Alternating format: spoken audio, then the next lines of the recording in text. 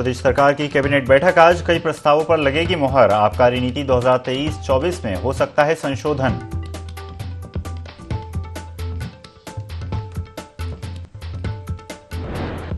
गोरखपुर में सीएम योगी आदित्यनाथ ने लगाया जनता दरबार। मुख्यमंत्री ने सुनी सबकी फरियाद, अधिकारियों को त्वरित निस्तारण के दिए निर्देश।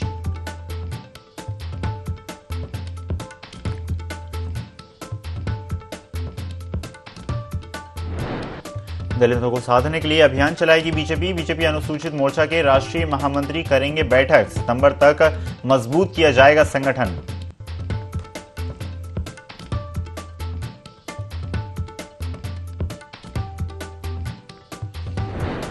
लखनऊ में कल शाम को भी खुलेंगे सभी स्कूल और शैक्षणिक संस्थान, आदेश किए गए जारी। चंद्रमा पर चंद्रयान 3 के उतरने का सीधा प्रसारण देखेंगे।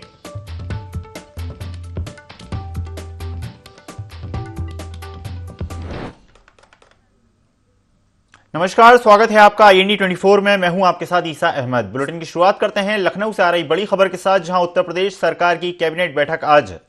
अयोध्या में सड़कों के चौड़ीकरण को मिल सकती है मंजूरी। बैठक में कई अहम फैसलों को मंजूरी दी जाएगी। 6 डेयरी प्लांटों को पट्टे पर देने का हो सकता है फैसला। आज शाम 4 बजे सीएम आवास पर इस बैठक का आयोजन किया जाएगा। बैठक में 20 से अधिक प्रस्तावों पर चर्चा की जाएगी और कई सारे प्रस्तावों पर मुहर भी लग सकती है। आबकारी नीति 2023-24 में संशोधन करने के भी संकेत इसमें हैं। शीरा नियंत्रण अधिनियम 1964 में संशोधन के लिए अध्यादेश को मिल सकती है मंजूरी।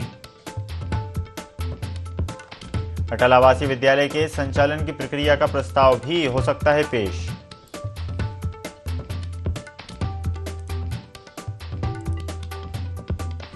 लखनऊ से बड़ी खबर आपको बता रहे हैं, जहां पर अयोध्या में सड़कों के चौड़ीकरण को मिल सकती है आज मंजूरी। कैबिनेट में आज एक अहम बैठक होने वाली है। कई सारे फैसले कैबिनेट की बैठक में लिए जा सकते हैं। 6 डेयरी प्लांटों को पट्टे पर देने का फैसला भी हो सकता है।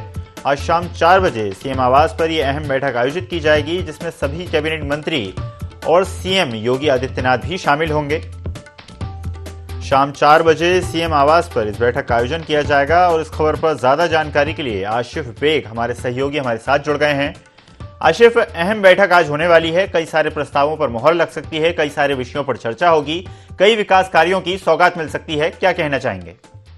जी बिल्कुल, बता दूं कि आज शाम तारीख 4 से 5 बजे कालिदास मार्ग पर सीएम आवास पर यह बैठक आयोजित की गई है और यह उत्तर प्रदेश सरकार की अहम बैठक मानी जा रही है, जिसमें धामपुर में टाइगर रिजर्व, आगरा में अंतर्राष्ट्रीय आलू केंद्र की स्थापना को मंजूरी मिल सकती है और साथ ही साथ धर्म नगरी अयोध्या में सड़कों के चौड़ीकरण को लेकर भी मंजूरी मिल सकती है और 6 डेयरी प्लांटों को पट्टे पर देने का भी फैसला लिया जा सकता है और साथ ही साथ आबकारी नीति जो 2023-24 में संशोधन करने और शीरा नियंत्रण अधिनियम 1964 में संशोधन के लिए अध्यादेश को भी मंजूरी मिल सकती है और कैबिनेट बैठक में अटल आवासीय विद्यालय के संचालन प्रक्रिया का प्रस्ताव भी पेश किया जा सकता है और जल निगम में जूनियर और सिविल रिक्त पदों की भर्ती पर भी अहम फैसला लिया जा सकता है। तो कुल मिलाकर यह कहा जा सकता है कि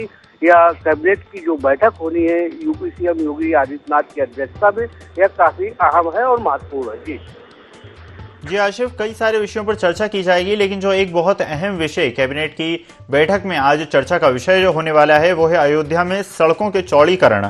लगातार उत्तर प्रदेश प्रशासन जो है वो अयोध्या को लेकर खासतौर पर सक्रिय और संवेदनशील नजर आता है। कई सारे विकास कार्य पहले ही हो चुके हैं और इस बीच सड़कों के चौड़ीकरण का विषय भी सामने आ रहा है। क्या कहना चाहेंगे? जी बिल्कुल, अगर बात करें धर्मनगरी अयोध्या की, तो यहाँ पर लगातार विकास कार्य हो रहे हैं और साथ ही साथ पीएम और सीएम की नजरें भी अयोध्या के विकास को लेकर टिकी हुई है और यहाँ पर लगातार विकास का काम भी किया जा रहा है और सबसे महत्वपूर्ण बात यह है कि अयोध्या में सड़कों के चौड़ीकरण को मंजूरी मिल सकती है, क्योंकि यहाँ पर देश और विदेश से जो श्रद्धालु आते हैं उन्हें किसी तरह की असुविधा न हो, इसके लिए भी जो है सड़कों के चौड़ीकरण को विशेष ध्यान में रखा जा रहा है और माना जा रहा है कि अयोध्या की जो अयोध्या नगर की जो सड़कें हैं वह भी चौड़ी की जाएगी। इसके लिए पहले से ही जो है कार्य योजना बनाई जा चुकी है और जो अन्य सड़कें हैं जो राजधानी को जोड़ती सड़कें हैं, इस पर भी विकास कार्य होने हैं। जी जी धन्यवाद आशिफ ज्यादा जानकारी के लिए।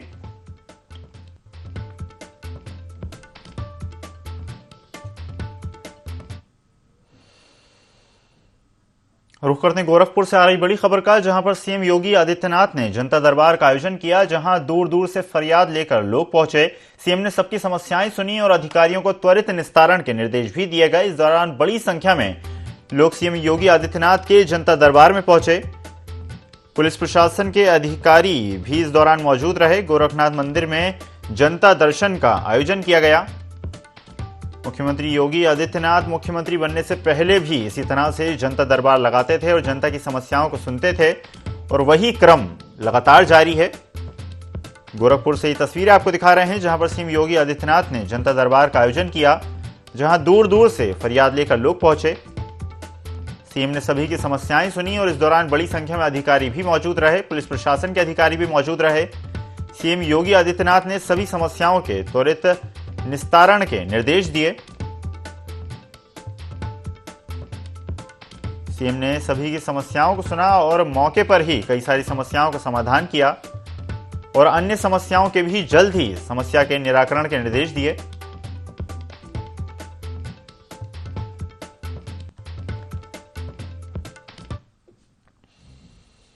रुख करते हैं लखनऊ से आ रही बड़ी खबर का, जहां पर दलितों को साधने के लिए अभियान चलाएगी भारतीय जनता पार्टी। भाजपा 2024 को देखते हुए अभियान चलाने वाली है। दलित और आदिवासियों को साधने के लिए अभियान चलाया जाएगा। अगस्त से सितंबर तक अभियान और कई प्रोग्राम भी आयोजित किए जाएंगे। बीजेपी अनुसूचित मोर्चा के राष्ट्रीय महामंत्री बैठक आयोजित करेंगे। संजय निर्मल आज प्रदेश मुख्यालय में बैठक करेंगे। बैठक में चलने वाले अभियानों की दिशा तय की जाएगी। सितंबर तक मजबूत किया जाएगा संगठन को।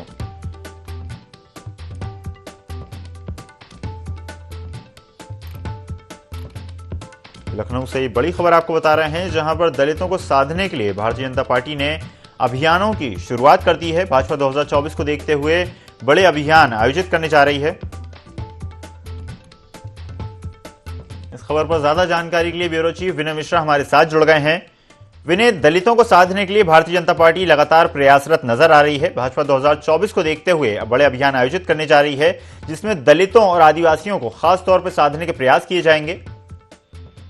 जी बिल्कुल, यहाँ बता दूं कि बीजेपी जो है दलितों को साधने के लिए जो है अभियान शुरू कर दी गई है, और ये कार्यक्रम जो है अगस्त से लेकर के सितंबर माह तक की कई प्रोग्राम जो है अलग अलग जनपदों में जो है किए जाएंगे, जिससे जो दलित वोट है वो उनको यहाँ पे साधा जा सके, क्योंकि आगे जो लोकसभा का चुनाव 2024 का आने वाला है उसको लेकर के पूरी तरीके से रणनीति को तैयार कर चुकी है बीजेपी। और उसी के मद्देनजर आज जो है यहाँ लखनऊ में जो है बीजेपी के जो अनुसूचित मोर्चा के राष्ट्रीय महामंत्री हैं उनकी अध्यक्षता में यहाँ पे बैठक भी होगी, और इसमें प्रदेश के जो है कार्यकर्ता और जिला अध्यक्ष भी यहाँ पे इस कार्यक्रम में शामिल होंगे, और उनको जो है जीत का मंत्र भी बताइए किस तरीके से जो है अपने जनपदों में जो है दलितों को साधने का काम किया जाएगा। तो यही सब मुद्दे को लेकर के जो है यहाँ पे लखनऊ में जो है चर्चाएं होंगी।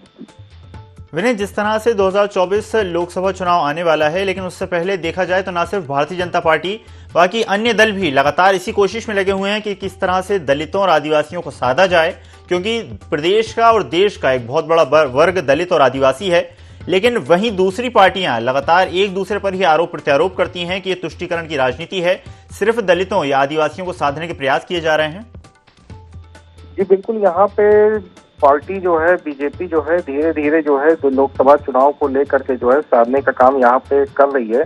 और आपको बता दूं कि यहाँ पे देख सकते हैं कि ओम प्रकाश राजभर को जो है अपने खेमे में ले चुकी है, दारा सिंह चौहान को भी अपने खेमे में ले चुकी है। जो बड़े बड़े नेता जो अन्य पार्टियों में थे उनको सबसे पहले अपनी पार्टी में लाने का काम यहाँ पे कर रही है, और दलितों को भी साधने का काम यहाँ पे पूरी तरीके से जो बीजेपी लगी हुई है, और कार्यकर्ताओं को भी मंत्र दे रही है कि इस तरीके से जो है दलितों को साधने का काम किया जाए।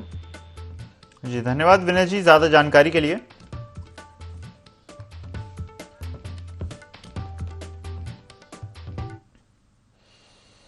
अब खबरें विस्तार से। लखनऊ में कल 23 अगस्त की शाम को सभी स्कूल और शैक्षणिक संस्थाएं खोली जाएंगी, इसके आदेश भी जारी कर दिए गए हैं। इस दौरान छात्र छात्राएं और शिक्षक चंद्रमा पर चंद्रयान 3 के उतरने का सीधा प्रसारण देखेंगे। साथ ही शाम को विशेष सभा का आयोजन किया जाएगा। अंतरिक्ष अनुप्रयोग केंद्र इसरो अहमदाबाद के निदेशक नीलेश एम देसाई ने बताया कि चंद्रयान के चांद पर उतरने से 2 घंटे पहले हम लैंडर और चांद की स्थिति का जायजा लेंगे और उसके बाद लैंडर के चांद पर लैंड कराने पर फैसला लेंगे। अगर हमें लगेगा कि लैंडर या चांद की स्थिति उतरने के लिए ठीक नहीं है तो हम इसे 27 अगस्त तक के लिए आगे बढ़ा देंगे।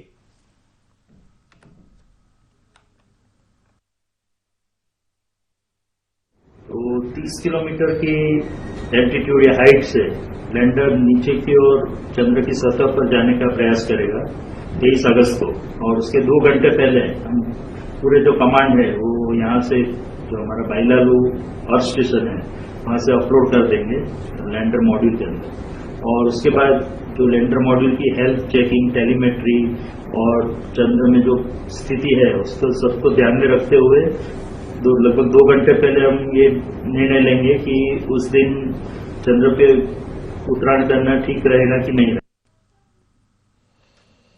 अयोध्या के रुदौली क्षेत्र के स्कूल की छात्राओं ने रक्षाबंधन पर्व को लेकर देश के तीनों सेनाध्यक्षों सहित प्रधानमंत्री योगी आदित्यनाथ, राष्ट्रपति और यूपी के राज्यपाल को एसडीएम के माध्यम से रक्षा सूत्र भेजा है।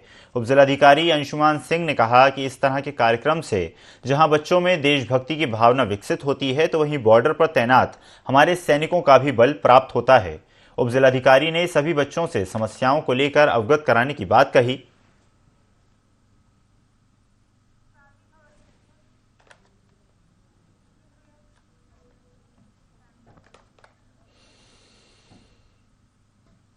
दक्षिण कोरिया की युवती किम बोह नी अपने प्रेमी सुखजीत सिंह से मिलने के लिए 7 समुद्र पार कर भारत पहुंच गई और फिर दोनों ने एक साथ सिख रीति रिवाज से शादी कर ली। दोनों की प्रेम कहानी दक्षिण कोरिया की एक कॉफी शॉप में शुरू हुई थी। फिलहाल 3 महीने के पर्यटक वीजा पर भारत आई किम बोह नी का शाहजहांपुर में 1 महीना पूरा हो चुका है और वो आने वाले हफ्तों में दक्षिण कोरिया लौटने के लिए तैयार हैं, जबकि सुखजीत सिंह 3 महीने बाद उसके साथ जाना चाहते हैं। दोनों परिवार दक्षिण कोरियाई और भारतीय संस्कृतियों के मिलन का जश्न मना रहे हैं।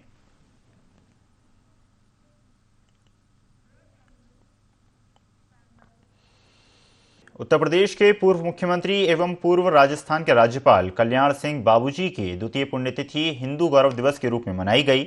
इस मौके पर केंद्रीय गृह मंत्री अमित शाह के साथ मुख्यमंत्री योगी आदित्यनाथ और उप मुख्यमंत्री सहित अन्य मंत्री भी मौजूद रहे। कल्याण सिंह की पुण्यतिथि के अवसर पर श्रद्धांजलि देते हुए उनके कार्यकाल का वर्णन किया गया। वहीं केंद्रीय गृह मंत्री अमित शाह ने कहा कि जिस तरह से बाबूजी कल्याण सिंह ने पूरे उत्तर प्रदेश में ही नहीं बल्कि पूरे भारत में अपनी पहचान बनाई थी, उसी पहचान को कायम रखते हुए उत्तर प्रदेश की 80 सीटें भाजपा के खेमे में लेने की बात कही। आज मैं केवल दिल्ली से एक ही काम के लिए आया हूं। भारतीय जनता पार्टी के वरिष्ठ नेता, राम भक्त और पिछड़ों के कल्याण के उत्तर प्रदेश के अंदर शुरुआत करने वाले श्रीमान कल्याण सिंह जी को मैं श्रद्धांजलि देने के लिए आया हूं। सबसे पहले मैं देश के करोड़ों कार्यकर्ताओं की ओर से बाबूजी को श्रद्धांजलि देता हूं और उनकी पुण्य स्मृति को प्रणाम कर मेरी बात की शुरुआत करना चाहता हूं। जो लोग बाबूजी को जानते हैं, वैचारिक कर्मठा, प्रशासनिक कुशलता और संगठन की दक्षता और पिछड़ों और गरीब के प्रति असीम संवेदना का प्रतीक बाबूजी कल्याण सिंह थे। बिहार में लूट की वारदात को अंजाम देने वाला अपराधी कुशीनगर के थाना हनुमानगंज पुलिस की अभिरक्षा से फरार हो गया, जिसको लेकर थाने में हड़कंप मच गया। 2 दिन पहले हुई घटना में अपराधी ने सेना के जवान पर पीछे से कैंची से वार किया था और शरीर में बेहोशी का इंजेक्शन लगाकर मोबाइल और पर्स और बाइक लेकर फरार हो गया था।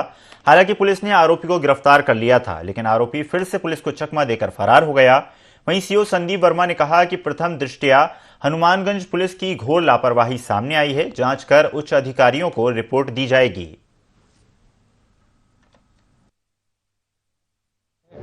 बाजार बकरी जा रहा था, रास्ते में एक अनजान लड़का मिला जिसको मैंने लिफ्ट दिया था। वो लड़का पीछे जो बैठा था कैंची से मेरे गर्दन पे वार कर रहा था तो मैं अनबैलेंस हो गया, गाड़ी से गिर गया। ये जो जख्म है उसने दिया है। उसमें अरेस्टिंग हुई है। घटना के बाद से हमारा पूरा टीम, एक स्पेशल टीम गठित किया गया था। उस टीम द्वारा इसका डिटेक्शन किया गया है और हनुमानगंज में जो लुटेरा था उसको अरेस्ट कर लिया गया है। हरदोई में नहर में नहाते समय दो दोस्तों की डूबने से मौत हो गई। बता दें कि एक दोस्त नहाते समय डूबने लगा, जिसे बचाने दूसरा साथी नहर में उतरा, जिसके बाद वो भी डूबने लगा। दोनों दोस्तों को बचाने के चक्कर में तीसरा दोस्त भी डूबने लगा, जिसे राहगीरों ने बचा लिया। आसपास के लोग दोनों दोस्तों को मेडिकल कॉलेज ले गए, जहां डॉक्टरों ने दोनों दोस्तों को मृत घोषित कर दिया।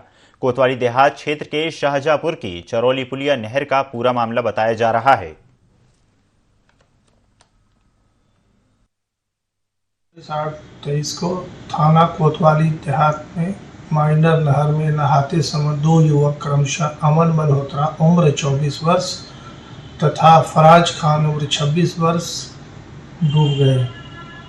डूबने के पश्चात पुलिस को सूचना मिली, उनको मौके से निकालकर अस्पताल लाया गया, जहां इनकी मृत्यु हो गई। झांसी में एसएसपी ने गुरसराय थाने का औचक निरीक्षण किया। बारिश होने के कारण जो पुरानी बिल्डिंग क्षतिग्रस्त हो गई है और नवनिर्मित बिल्डिंग का जायजा लिया गया। इसके बाद महिला हेल्प डेस्क में जाकर रजिस्टर चेक किया गया। इसके बाद थाने में बैरिक और रजिस्टरों का निरीक्षण किया गया।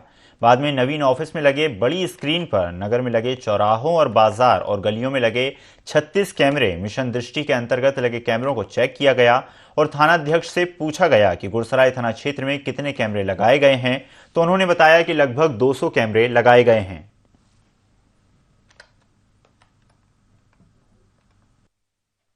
इसका सिलसिले में मैं और डीएम साहब बैरोली तहसील आए हुए थे। बैरोली तहसील के बाद अभी मैं गुरसराय थाना का इंस्पेक्शन के लिए आया हूँ। आकस्मिक इंस्पेक्शन में ये पता चल गया कि हमारा पुलिस हेडक्वार्टर द्वारा माननीय डीजीपी महोदय ने आदेश किया कि ऑपरेशन त्रिनेत्र में अधिक से अधिक कैमरा लगाना है कस्बे में और गाँवों में। शाहजहांपुर में भाई ने जमीन कब्जा करने के लिए चचेरे भाई की कुल्हाड़ी मारकर हत्या कर दी, जिससे पूरे गांव में सनसनी फैल गई। सूचना मिलने के बाद मौके पर पहुंची पुलिस ने शव को कब्जे में लेकर पोस्टमार्टम के लिए भेज दिया। फिलहाल पुलिस ने सभी आरोपियों को गिरफ्तार करके आगे की कार्रवाई शुरू कर दी है। घटना थाना जलालाबाद क्षेत्र के सीकमपुर की बताई जा रही है। परिजनों का आरोप है कि सोहने सिंह का उनके छोटे भाई पप्पू से 2 बीघा खेत को लेकर लंबे समय से विवाद चल रहा था, जिसके चलते घटना को अंजाम दिया गया। सौत ते कहना भैया ते सौत और सौत पर जे पप्पू प्रमोद विनोद मनोज और का नाम उनको मन्नू निर्मला, इन लोगों ने इन्हें का नाम कुलारिन थे काट डारो, जो जमीन के मारे जय उन्हें संपत्ति की वजह से इन्हें मार डारो। थाना जलालाबाद क्षेत्र के ग्राम सीकमपुर की घटना है। इसमें अभियुक्त पप्पू द्वारा अपने दोनों पुत्रों के साथ मिलकर अपने छोटे भाई सोने की कुल्हाड़ी से हत्या कर दी। इस संबंध में तीनों अभियुक्तों विरुद्ध अभियोग पंजीकृत किया गया है। तीनों को गिरफ्तार कर लिया गया है। इनके निशानदेही पर घटना में प्रयुक्त आला कतल कुल्हाड़ी बरामद कर ली गई है। पूछताछ पर इन्होंने बताया कि जमीन थी, पैतृक जमीन, उसको लेकर आपस में भाइयों में अनबन थी। साथ ही मृतक सोने कभी दारू पीकर इनको गाली गलौज कर देता था, इससे क्षुब्ध थे। इसी से क्षुब्ध होकर इन्होंने गत रात्रि में उसकी कुल्हाड़ी से हत्या कर दी। वाराणसी में दिन दहाड़े 2 बदमाशों ने घर के बरामदे में खेल रही 2.5 साल की बच्ची को किडनैप करने की कोशिश की। लोगों ने देखा तो शोर मचाना शुरू कर दिया। इस पर बदमाश घर में घुस गए, बच्ची और मां को बंधक बना लिया। मोहल्ले के लोगों ने पुलिस और बच्ची के पिता को घटना की जानकारी दी। मौके पर पहुंची पुलिस ने घर को घेर लिया। वहीं पिता से बदमाशों ने 10 लाख की फिरौती मांगी। पुलिस ने बदमाशों को झांसे में लेकर दरवाजा खुलवाया और पकड़ लिया। फिलहाल मां और बेटी सुरक्षित हैं। घटना चांदमारी क्षेत्र की वीडीए कॉलोनी की बताई जा रही है। थाना शिवपुर चांदमारी के अंतर्गत वीडीए कॉलोनी है। वहाँ पे 2 अज्ञात बदमाश एक घर में घुस गए, जहाँ उन्होंने एक बच्ची और उसकी मदर को अपने कब्जे में ले लिया और चाकू की नोक पर परिवार वालों को बाहर भगा। साथ ही उनके परिवार के लोग और सादे में हमारी जो पुलिस टीम गई थी उनसे वार्ता करके उन्होंने 10 लाख रुपये फिरौती की डिमांड की। पुलिस टीम ने बहादुरी का परिचय देते हुए उन पर हमला बोल दिया और बच्ची को सकुशल बरामद करते हुए उनको अपने काबू में ले लिया और उनसे हथियार छीन लिए और उनको गिरफ्तार कर लिया। झांसी जिले के मोड़ थाना क्षेत्र में झांसी कानपुर हाईवे पर कार ने बाइक सवार को जोरदार टक्कर मार दी, जिसमें बाइक सवार की मौत हो गई। टक्कर लगते ही कार चालक मौके से फरार हो गया। पुलिस ने शव को अपने कब्जे में ले लिया और आगे की कार्रवाई शुरू कर दी।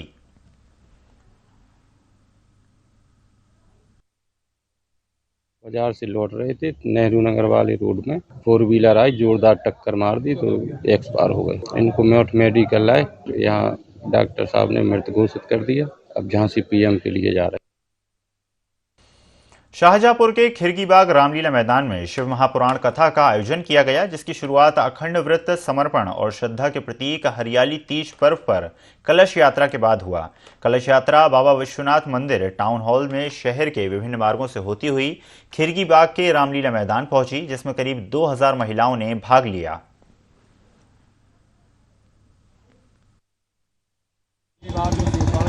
पहले तो हम सभी शिव भक्तों को सावन के महीने में बहुत बहुत धन्यवाद और बधाई देते हैं, जिन्होंने इतनी बड़ी संख्या में आके कलश यात्रा में सब लोग शामिल हुए।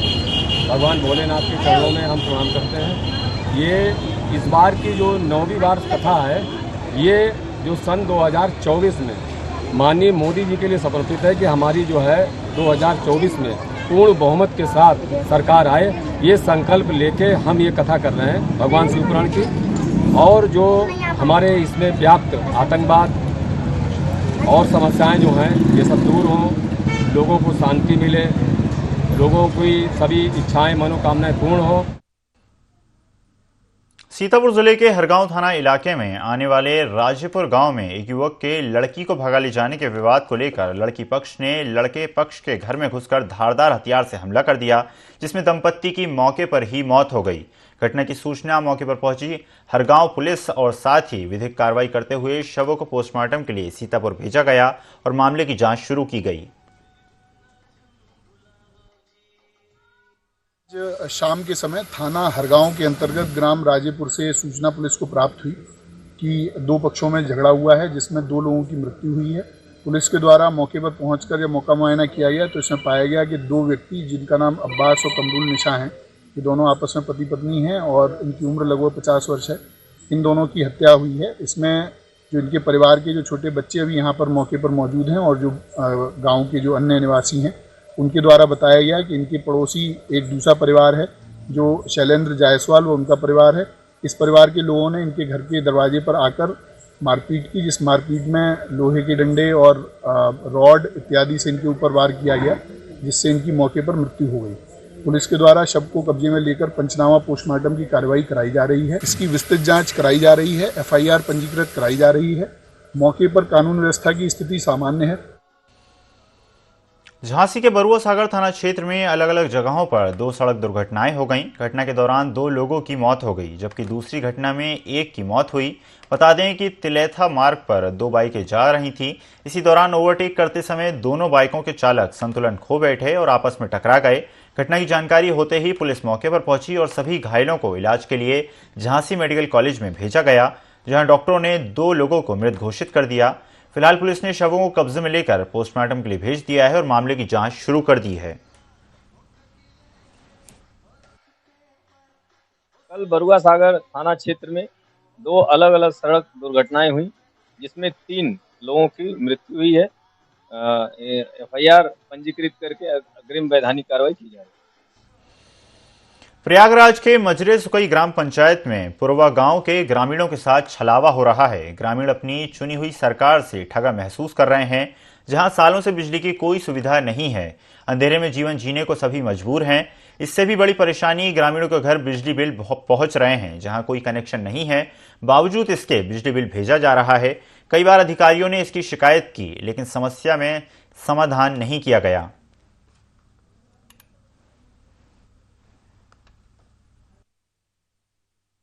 यहाँ पर तो न लाइट की सुविधा, न रोड की सुविधा, मैंने यही अंधेरे में रही है। मेरा बच्चा पढ़ते हैं सरकारी में, और शाम के कैसे पढ़ा होमवर्क तो पाते हैं तो अपन दिन के कई लेते हैं, शाम के क्या करें अंधेरे में नहीं। शिकायत सर अब नहीं करे ना हुआ जाए की करन शिकायत सब लिख पढ़ के दे दीन जमा कर दीन और कहीं जाओ हुआ तुम्हारे यहाँ जाएंगे जांच करे सर। लाइट नहीं है इलावा है साहिब तो यही तो कि लाइट नहीं है, ये बिल कैसे आए? समस्या ही समस्या है, न लाइट है न रोड है न नल है न पानी है। इधर कीचड़ में रहते हैं बच्चे लोग, कीचड़ में रहते हैं। ये लाइट बिल है, लाइट है ही नहीं तो आएगी किधर? शासन यही बोलते हैं कि पैसा लगेगा 80,000 जमा करो 50,000 ट्रांसफार्मर लगवाने के लिए तो लाइट आ जाएगी 15 दिन 20 दिन 1 महीने। अब यही तो नहीं समझ में आता, बोलते हैं लगेगा लाइट, मीटर लगा गए हैं। इस बुलेटिन में फिलहाल इतना ही। खबरों का सिलसिला लगातार जारी है, बने रहिए IND 24 के साथ। नमस्कार।